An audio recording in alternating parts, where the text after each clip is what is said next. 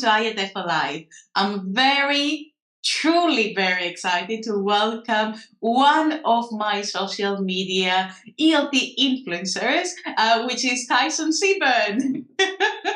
Hi, Tyson, Jordan. welcome to IATEFL Live. Thank you very much. I'm very happy to be here once again. Excellent. Where are you based, Tyson? I'm in Toronto. Lovely. And what time is it now there? It is 1:40 in the afternoon. Okay. So I'm wide awake.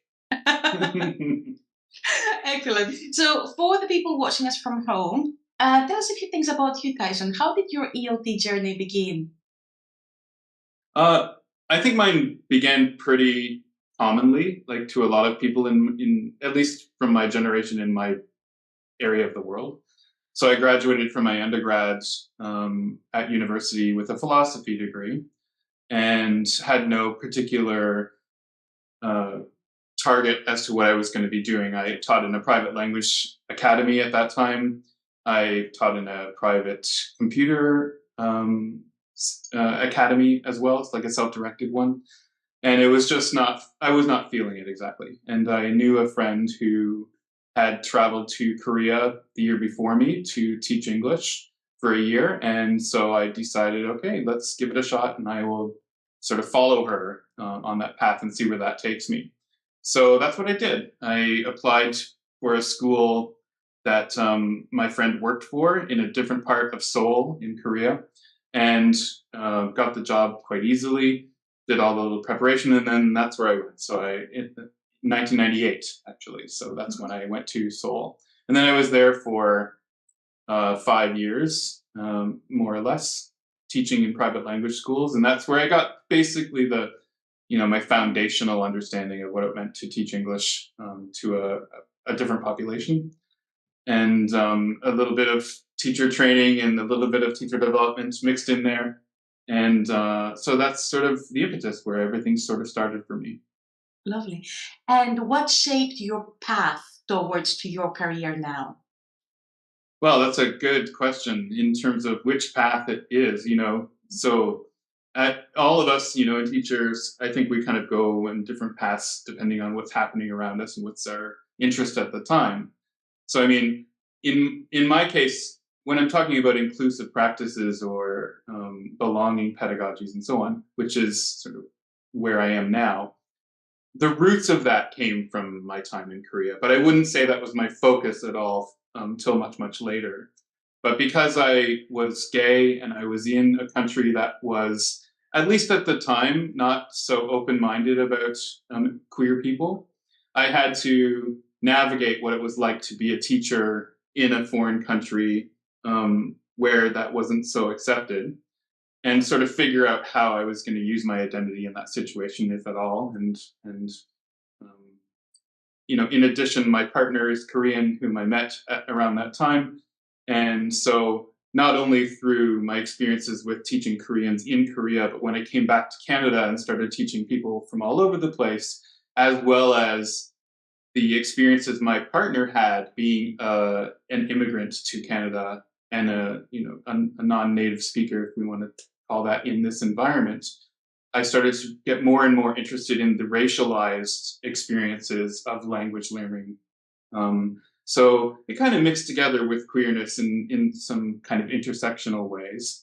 So all those sort of are the roots of where I am today. But in between, 1998 and let's say 2015, there were a lot of other little journeys that I went through, including teacher development, which I'm sure is where a lot of people have heard my name. This is very interesting. And how do you think the ELT industry has changed in terms of inclusive practices? Well, there's certainly more interest and awareness of even the term now than there was before.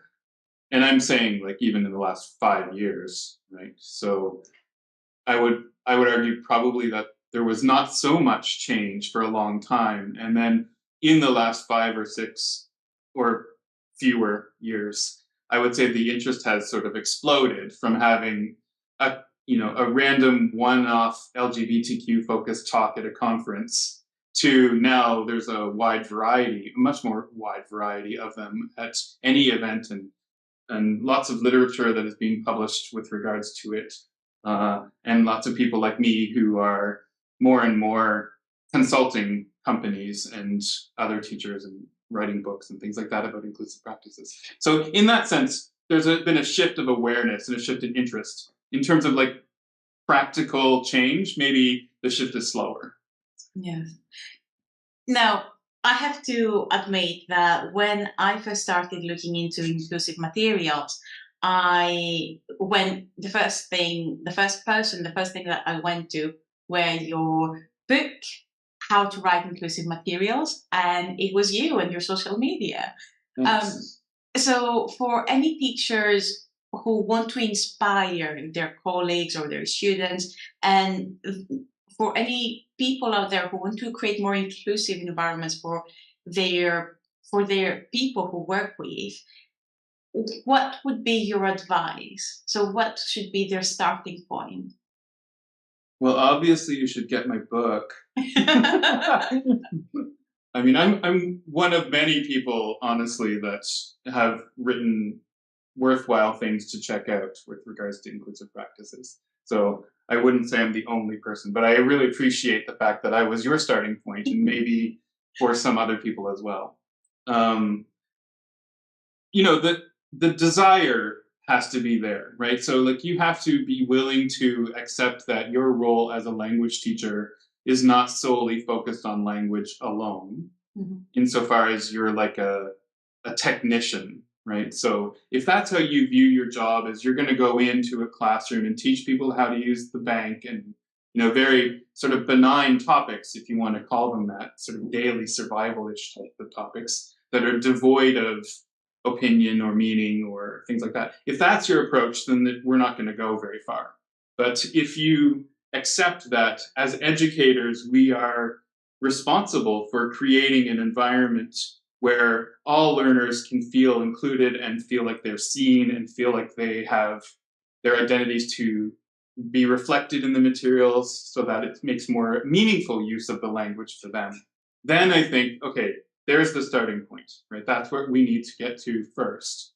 And once you're there, then it's a matter of sort of taking a look at, I would say, your materials in your classroom and taking kind of a peek at who's included in the materials, whose perspectives are centered in those materials, what who's missing from the materials. If you were a person who's queer or a person who's disabled, would you have any criticisms about the materials that are being used? Do you see yourselves in those materials? Those kind of things can be kind of eye-opening if you have never really thought about them before. So having the desire to change things, and realize who you are as an educator, and then being able to recognize where you might have dropped the ball or the coursework materials aren't quite perfect. Being able to see those things and accept that there are challenges with them are probably the first two steps. And then after that, then you can start to take a look at advice that people like me have put out there in terms of how to improve the materials that are there, how to be aware of the types of language that you're saying or the types of activities you're doing in class that may or may not contribute to an inclusive environment. So, I mean, without getting, too tick boxy or very specific, those are the sort of three things I would say are the starting point. Desire, awareness that things are not actually that great or not perfect in your classroom, and then doing some research on your own to try to learn how to improve those things. No, this is great. And if I'm not mistaken, you're also writing a course book.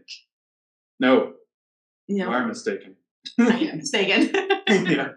No, I have not written a course book, and I'm trying to write a course book. No.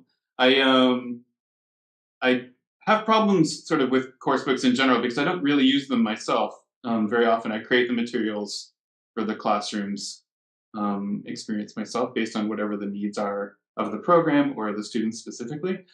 And there's a lot of barriers to course book publishing right now that may improve over time and because of this awareness. But things don't happen fast enough, I think, for my desire for inclusive practices.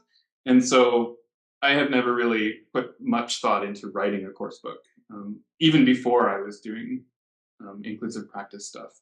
But what you might be confusing it with maybe is I wrote a sample course book unit to show what I thought was possible in terms of having a wide variety of inclusive or belonging pedagogies within the coursebook unit, to show, instead of just talking about there's a problem, here's an example of fixing the problem. Yes. And it's possible. And so that was where I left it. I didn't really plan to go any further with that, and just leave it in the role of the coursebook writers themselves and the publishers to, of course, go, okay, it is possible, let's just do it. All right, I see. Well, Rome wasn't built in a day, was it? No, of course not. No.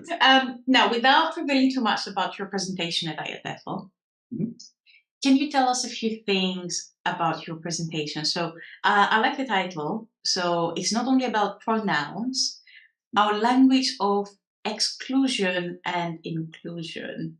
So give us a sneak peek. So one of the things that I think prevents us from moving too much forward is people like to attach themselves to sort of the simplest version of anything. And then they get kind of stuck there and think, oh, good, I'm done. And that, I think, is pronouns, for an example. So a lot of teachers, I would say, when they think of inclusive practices or materials writers, you sort of default to, oh, well, I have to fix the pronoun unit to include they and them as singular pronouns. And that's great, and there's a lot of good that comes from that. But it's not just about that, right? There's a lot of other things that happen in our language that are also excluding or including that we need to be aware of. And those things need to translate into changes in our practice and changes in our materials, as well as the pronoun issue. So in the talk, I'm talking about some examples of these types of language that are to do with minoritized groups, such as queer folks or disabled people or neurodiverse people or age, body type, all sorts of things like that, and how each of those has an example of things where some language or phrase or idiom that we tend to use and not think about may in fact be more exclusive than you think, or excluding. And so what is the trajectory for taking some common phrase or some common language that is excluding a group of people to becoming an inclusive practices version of that thing? And so through the talk, we look at examples of those things, but we look at the trajectory that these kind of words or phrases go through to evolve from one to the other. Now, also speaking about IATEFL, you were the coordinator of the Teacher Development SIG. Yep, long time. Yeah, lovely. Tell us a few things about it. Well, being part of the SIG was really the way I got connected to IATEFL, because I knew a couple of people, Divya Madhavan and Willie Cardoso, who were part of the Teacher Development Special Interest Group Committee when I started going to IATEFL. So I've been a member of IATEFL since about 2012, but I didn't actually go to a conference until Manchester in 2015. And while I had an existing PLN at the time, which was great to meet up with them in Manchester for the first time, I didn't really know much about IATEFL and feel that connected to it, aside from like, wow, it's amazing, it's so big. So they convinced me to join TDSIG, or at least try to join the committee of TDSIG. So at my very first PCE, I went to, Divya enlisted me to interview Adrian Underhill for the SIG. So that was kind of my very first thing I did at that conference. And that sort of got the ball rolling in terms of my involvement. So then I joined the committee. I stayed on as communications a person for a couple of years and developed the new colors for the logo and the website and all this kind of stuff. and then moved into the coordinator role pretty quickly after that. And then I was the coordinator for 5 years, actually, for quite a long time. So during that time, I'm proud of some of the things that we did for TD SIG. You know, we went up and down in terms of size, but at one point we were the biggest SIG. And I put on a web carnival every year, and one of those was on race and queerness. So we had, you know, an entire event that was focused only on race and queerness and ELT and from minoritized speakers. So I was really proud of that. I started an academic journal, the TDAJ, during that time. So that, you know, being part of a SIG allows you to do projects, you know, that you might not otherwise be able to do, and be able to collaborate with a wider group of people. So it was my first foray into IATEFL, and it really set the tone for, I think, the relationship I have with IATEFL ever since. And what are you mostly looking forward to in this year's IATEFL conference? I think it's the first one I've been to since Liverpool, like the first in-person one. So I never thought I would actually say that I had been away for 4 years, but of course the pandemic happened, but I didn't go to Belfast last year. And so I think the main thing I'm looking forward to is just seeing everybody again, you know, being around all of my friends and collaborators and people at IATEFL like yourself, you know, people I haven't seen for such a long time. I think that's what I'm looking forward to. But I mean, also just the atmosphere, you know, because IATEFL is one of those things that's different than, you know, most of the other conferences you've been to. It's just so grand in some ways, and everybody's so professional, and it's just, you learn so much, and you know, network so much, and, you know, all of that stuff is like a big family in some ways. And what advice would you give to somebody who is going to the IATEFL for the first time? Oh, I think there's lots of advice for people like that, but my main one would probably be to, like, give yourself a break. Like, don't try to do everything, and be okay with that. You know, like, you don't have to. You're gonna miss things. Mm. You are, and that's fine. You know, so like half the fun is the social and networking aspect that happens between the sessions, or you miss a session because you're talking to someone. You know, don't be in a rush, I would say, to see everything. I think that's a good advice. I would have liked this advice when I first joined IATEFL, because I remember that was back in Brighton, I think 2016.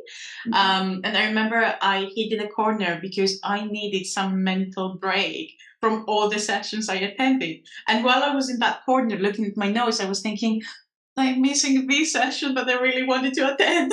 Yeah, I know. You just, at some point, you just have to, like, be okay with the fact that you're going to miss things, because you know, there's something like 500 talks or something crazy like that, isn't there? Absolutely crazy. Like, you certainly can't see all of them.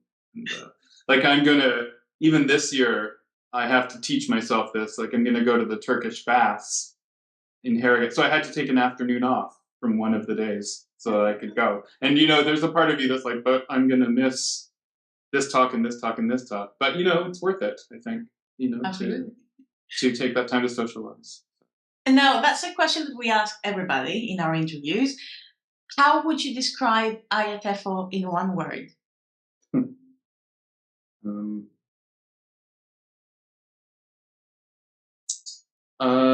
Maybe meaningful.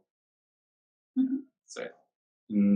I think that's because it has, more than any other association, I think, had the biggest impact on my outlook and my profession and my career, because it's always been there, but it's also the conduit through which I've met so many people and started so many projects. So it's been a very meaningful association and conference for me over the years. Okay. Well, thank you very much, Tyson. Thank you so very much. This was really this was really interesting. Thank you so much for joining us today. Oh, it's my pleasure. Thanks for inviting me.